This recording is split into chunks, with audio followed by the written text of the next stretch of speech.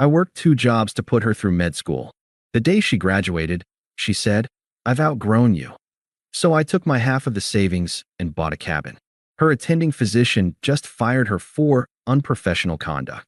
Hey viewers, before we move on to the video, please make sure to subscribe to the channel and hit the like button if you want to see more stories like this. Thanks. The ache in my lower back was a familiar friend, a constant reminder of the 8 hours I'd spent bent over legal files, cross-referencing clauses for a partner who wouldn't know my name if I handed him a business card with it written in Sharpie. The thrum in my feet was newer, a gift from the 5-hour shift I'd just finished at the bar, pouring craft IPAs for guys in quarter zips who talked too loud about their equity.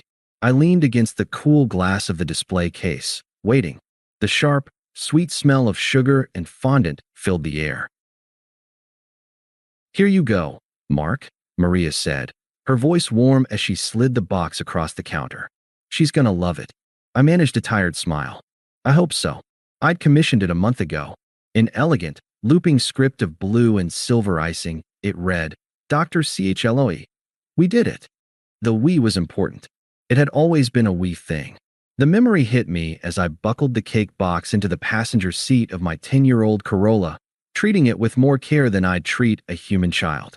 It was from our second year of undergrad, sitting on the floor of her dorm room, eating lukewarm ramen. "It's impossible," she'd sighed, her head on my shoulder, a heavy organic chemistry textbook open in her lap. "Med school is a myth for people like us. My parents can't afford it. Yours can't either." I'd wrapped my arm around her, pulling her close.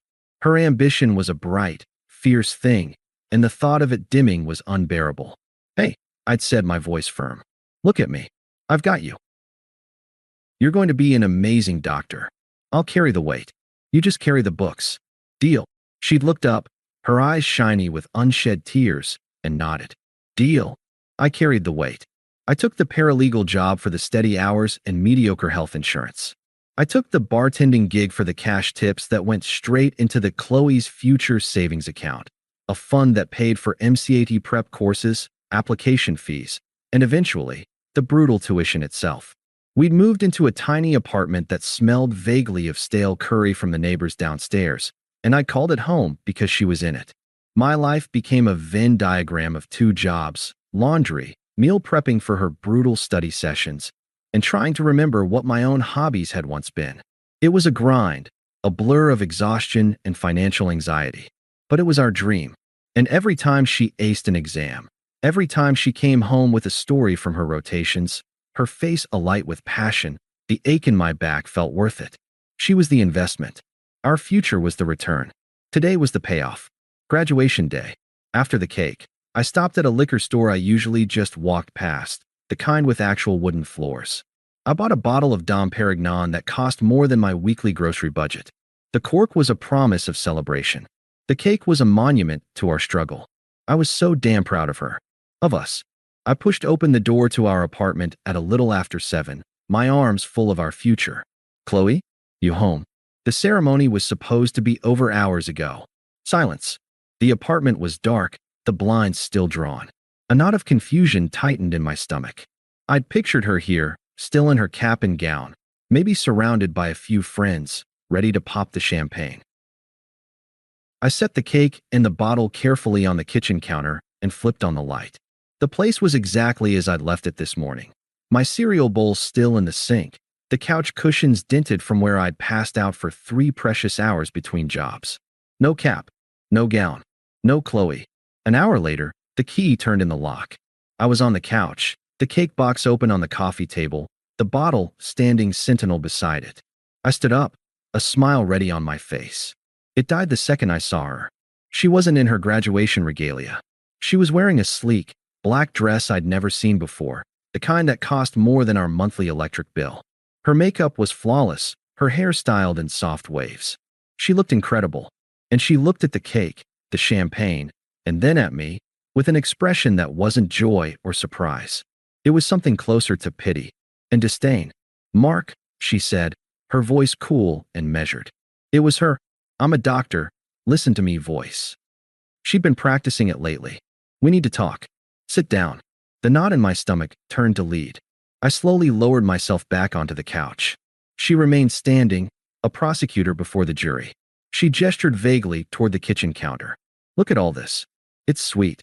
Really, it's a very sweet gesture. But it's just a symbol of everything that's wrong. I just stared, my mind scrambling for purchase. Wrong? Chloe, it's your graduation day. We're supposed to celebrate. Where were you? She ignored the question. I've outgrown this, Mark. I've outgrown this apartment, this life. I've outgrown us. The words didn't make sense. They were just sounds, loud and sharp, like glass shattering on tile. I heard them, but my brain refused to assemble them into a meaning that fit the reality of the last 7 years. What are you talking about? My voice sounded hollow, distant. You're still here, she said, her tone softening into something infinitely more cruel, condescension. In this tiny apartment, working 2 dead-end jobs. My world is expanding. I'm a doctor now. I need to be with someone who is already where I'm going, not someone who is still here. She said here, like it was a contagious disease. Who? The word was a croak. Someone who? A faint, almost smug smile touched her lips. Dr. Evans. My attending physician. He understands the pressure, the prestige. The life I'm meant to have. He moves in the circles I belong in now. Dr. Evans. I'd heard the name. Mid-40s. Charming. Divorced. Drove an Audi that cost more than my life's cumulative earnings. She took a step closer, but it wasn't a gesture of comfort. It was a closing statement. It's not your fault. You're a good man. A really good man. You're just financially boring. You play it safe. You always have. I need more. I deserve more. Financially boring. The phrase echoed in the silent room. The years of skipped lunches, of patched jeans, of saying, maybe next month, to any vacation, of taking on the second job so she wouldn't have to. It all crystallized into that one, devastatingly shallow insult. My sacrifice was my failure. My stability was my dullness. I looked at her, really looked. I searched her face for the girl who ate ramen on the dorm room floor, for the woman who cried with relief in my arms when her acceptance letter came. I saw only a stranger, her eyes bright with a cold, newfound entitlement. I didn't say a word. I didn't cry. I didn't yell. I didn't ask how she could do this. I didn't remind her of the promises, of the weight I carried so she could fly. The anger, the betrayal, the sheer catastrophic unfairness of it all. It was a supernova going off inside my chest, but I let none of it show. I just sat there, utterly still, and absorbed the annihilation of my life with a quiet dignity I didn't know I possessed. My silence unnerved her. She'd expected a fight. She'd prepared for tears and begging. She'd wanted a dramatic scene to justify her exit. My calm, empty stare was a script she couldn't read. She cleared her throat, the sound too loud in the quiet room. I'm going to stay at Sarah's tonight. I'll come get my things later this week. She turned and walked out, the click of the door echoing in the emptiness she left behind. I sat there for a long time, staring at the cake. The blue and silver icing gleamed under the cheap kitchen light, a monument to a dream that had just been revealed as a lie. The we was a joke, and I was the punchline. The click of the door was the period at the end of our story. The silence that followed was absolute, heavier than any noise. I sat on the couch, not moving, until the streetlights outside cast long, distorted shadows of the cake box across the room. There was no explosion of grief, no screaming fit, just a cold, settling clarity. The kind that comes when you realize the person you trusted with your life has been secretly measuring you for a coffin. I stood up. My body felt like it belonged to someone else. I walked to the kitchen, opened the trash can, and looked at the beautiful, stupid cake. I couldn't bring myself to destroy it. It wasn't hers to destroy anymore. It was evidence of my own blindness. I left it on the counter. I went to the bedroom. Her side of the closet was a riot of color and new clothes, things I hadn't seen before.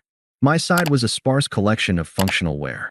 The metaphor was too obvious to be painful. It was just a fact. I found a single duffel bag in the top of the closet and laid it on the bed. I didn't pack sentiment. I packed utility. Jeans, t-shirts, my good suit for court, socks, underwear. My shaving kit. The small lockbox that held my passport, my social security card, and the few pieces of my father's jewelry. That was it. Everything else was a relic of a life that was now a lie. I took my personal laptop and sat at the small desk we shared. The first call was to my landlord, a decent guy named Frank. It was late, but he answered. Frank. Mark. Yeah, sorry to call so late. I need to break my lease. Effective immediately. I know the policy. Keep the security deposit. Consider it my penalty. I'll be out by tomorrow afternoon, and my key will be in the mailbox. You can list it right away. Frank was quiet for a second. Everything all right, Mark? No, I said, my voice flat. But it will be. Thanks for everything, Frank. I hung up. Next, I logged into our joint banking account. For 7 years, this screen had been a source of both pride and anxiety. The number represented every ounce of sweat, every missed hour of sleep, every dollar scrimped and saved for her future. Our future. I calculated the total. $47,812.33. I divided it by 2. $23,906.16. With a few clicks, I initiated a transfer of exactly that amount into my personal savings account. I left her half. I didn't take a penny more. I wasn't a thief. I was a settling of accounts. I went through our shared life online, methodically severing the ties. I removed myself from the shared Netflix account, the Hulu, the Amazon Prime. I changed the passwords to everything that was solely mine. It was administrative, clinical. The emotional severance had already been done for me. As the first gray light of dawn filtered through the blinds, I wrote the note. I found a scrap of paper and a pen. No emotion, no recriminations, just facts. Chloe, I've taken my half of the savings. My portion of the rent is paid through the end of the month. You can keep the deposit. Mark, I left it on the kitchen counter, next to the cake. I shouldered my duffel bag. It held everything that was truly mine. I took one last look around the tiny apartment that had been the center of my universe. It felt like a stage set after the play had ended. Empty, meaningless, waiting to be dismantled. I closed the door quietly behind me and slid the key into the mailbox. The morning air was cool and clean. I got into my car, the duffel bag on the passenger seat where the cake had been. I didn't look back. I drove to a cheap extended stay motel on the outskirts of the city I'd called home for years. It was a beige, boxy place that smelled of bleach and stale cigarettes. I paid for a week in cash. The room was a monument to anonymity. I sat on the edge of the stiff bed, the silence pressing in again. But this silence was different. It was mine. It wasn't the silence of her absence. It was the silence of her noise being finally, blessedly, gone. I called my boss at the law firm first thing, not to quit, but to explain I needed a personal week. He grumbled, but agreed. Then I called the bar. I quit. Family emergency. I said, the lie coming easily. The relief was immediate. One weight, gone. For the first 2 days, I did nothing. I slept for 14 hours straight. I ate gas station food. I stared at the textured ceiling. The grief was a quiet, internal tremor. It wasn't for her. The woman I loved had ceased to exist the moment she said, financially boring. This grief was for the 7 years I'd given to a ghost. For the future I'd painted in such vivid colors that now just looked like ash. On the 3rd day, I got in my car and just drove. No destination. I pointed the car west and followed the highway until the city sprawl gave way to rolling hills, then to dense, green forest. I rolled the windows down. The air smelled of pine and damp earth. It was a smell that had no association with her, with apartments, or with exhaustion. I stopped at a small-town diner for coffee. The guy at the counter was reading a real estate magazine. A listing was circled in red pen, secluded fixer-upper cabin. Privacy. Potential. The price was a number I could almost afford. The number I had in my bank account, to be exact. I drove out to see it. It was down a long, gravel driveway that seemed to swallow the world whole. The cabin was small, rustic, and desperately in need of work. The roof sagged a little. One window was boarded up, but it sat on 5 acres of quiet woods, and a creek burbled behind it. It was the exact opposite of financially boring. I called the number. I made an offer the next day, the down payment a direct transfer from the account that had once funded a dream of becoming a doctor's husband. Now it was funding my escape from one. I went back to the city, to my beige motel room, and gave my proper 2 weeks' notice at the law firm. I told them I was moving. I didn't say where. I packed my few belongings from the motel. As I drove out of the city for the last time, the skyline shrinking in my rearview mirror, I felt it. Not happiness, not yet. but something more fundamental, a profound, unshakable sense of peace. The silence in the car was no longer empty. It was full of possibility. The silence of the cabin was my new currency, and I was rich with it. My days fell into a new, purposeful rhythm. Mornings were for coffee on the rickety porch, listening to the wind in the pines. Days were spent patching the roof, replacing the rotten floorboards, and learning how to plumb a sink from YouTube videos. Evenings were for sore muscles, a simple meal, and a book. The world had shrunk to the size of my 5 acres, and I found I preferred it that way. My phone had 1 bar of service if I stood on a specific rock near the creek. I rarely stood on that rock. The first breach in the silence came 6 months in. A text from an unknown number. Unknown. Mark, it's Sarah. Chloe's really upset. She didn't mean it. You know how she gets under stress. Dr. Evans is a jerk. Can you just call her? I read it once. The name Sarah evoked a memory of forced double dates and gossipy brunches. A flying monkey, sent by the Wicked Witch. I felt nothing. No anger, no curiosity. It was like getting a wrong number text about a missed delivery. I tapped block number and went back to sanding a doorframe. A month later, I was in town buying supplies, my phone buzzing in my pocket. I usually ignored it, but I was waiting for a call back from the lumberyard. I didn't recognize the number, but it had a city area code. I answered. There was no greeting, just the sound of ragged breathing, then a choked sob. It was her. Her voice was a distorted, watery version of the cool, clinical tone she'd used to dismantle me. Mark? Oh God, Mark. A sharp intake of breath. I made a huge mistake. I said nothing. I held the phone to my ear and watched an old man across the street meticulously load bags of mulch into his truck. Evans, he was using me. It was all a game to him. He's done this with other residents. The hospital found out. There was an investigation. Her words tumbled out. A chaotic jumble of self-pity and panic. I heard hostile work environment, unprofessional conduct, and my reputation. The lead weight of Schadenfreude never materialized. I just felt a distant, academic interest in the mechanics of her downfall. Mark, I need you. You were always my rock. Please, can we just talk? The plea was so familiar, so scripted. It was the line she was supposed to say when the exciting, prestigious life blew up in her face. She expected the rock to still be there, waiting to be leaned on. I pulled the phone away from my ear, ended the call, and deleted the voicemail. I blocked the number. The entire interaction had taken less than 90 seconds. I bought my lumber and drove back to the woods. The peace waiting for me there was more real than her drama would ever be. The third attempt came a few weeks later. A different number. I was tired, covered in sawdust, and my guard was down. I answered without thinking. This time, there were no tears. Her voice was sharp, frayed with a wire of hysteria. Why won't you answer me? Do you have any idea what I'm going through? I remained silent, wiping my forehead with my arm. I could lose my license over this. The medical board is involved. I need your support. After everything I did for us. For our future. That last sentence, the sheer audacious rewrite of history, was the only thing that sparked a reaction. It wasn't anger. It was a cold, clear need to state a fact, just once. My voice was calm, flat, devoid of any emotion she could hook into. There is no us, Chloe. You made that clear. I ended the call and blocked the third number. The silence that rushed back and felt cleaner, more absolute than before. A year to the day after I'd walked out of that apartment, a thick, expensive wedding invitation arrived at my P.O. box in town. Jake and Amelia. Good people. We'd been friends in college before my world had shrunk to the size of Chloe's ambitions. I hadn't spoken to them in years. The invitation felt like a message in a bottle from a past life. After a week of deliberation, I RSVP'd yes. It was time. The wedding was a tasteful affair at a vineyard.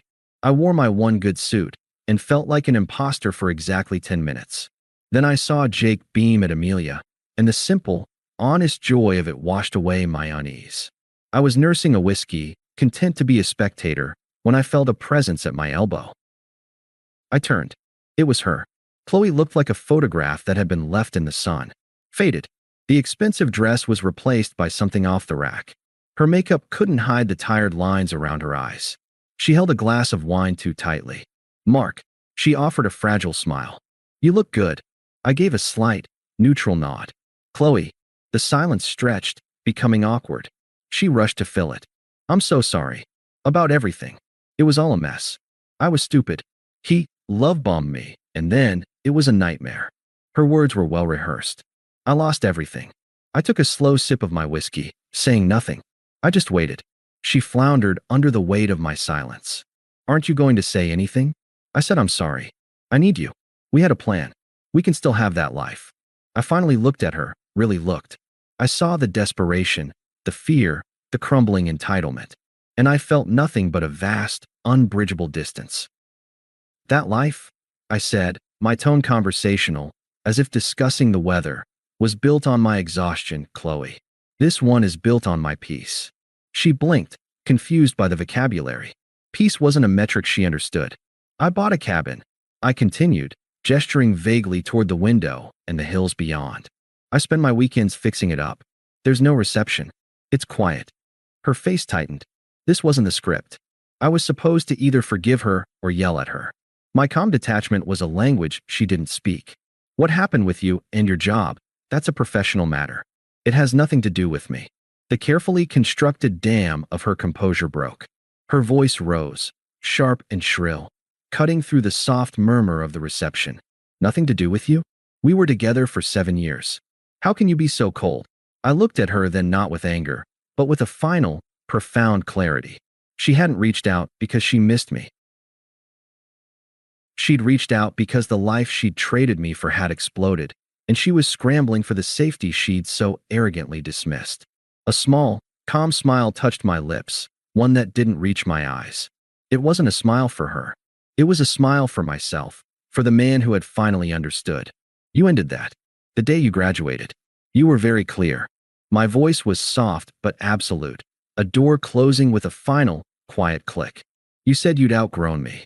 I paused, letting the memory of her own cruel words hang in the air between us. It turns out you were right. I finished my whiskey and set the empty glass on a passing tray. It was the most truthful thing you ever said to me, and it was the best thing that ever happened to me. I gave her one last, dismissive glance. I hope you figure your situation out. Excuse me.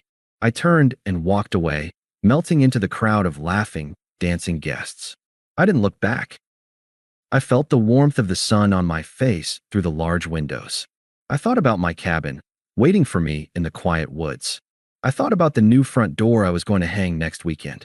A real, solid piece of oak. I was already home. Thanks for watching. Make sure to subscribe to the channel and hit the like button. What do you think about this story? Share it in the comments. Share it in the comments.